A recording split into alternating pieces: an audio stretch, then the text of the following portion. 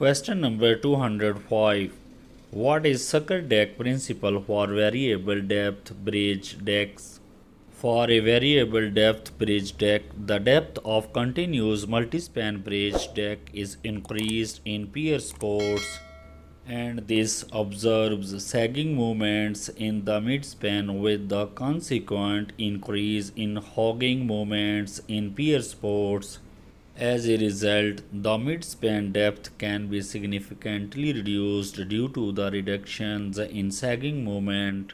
In a sense, this sucker deck principle is applied in locations where headroom requirement is of great concern.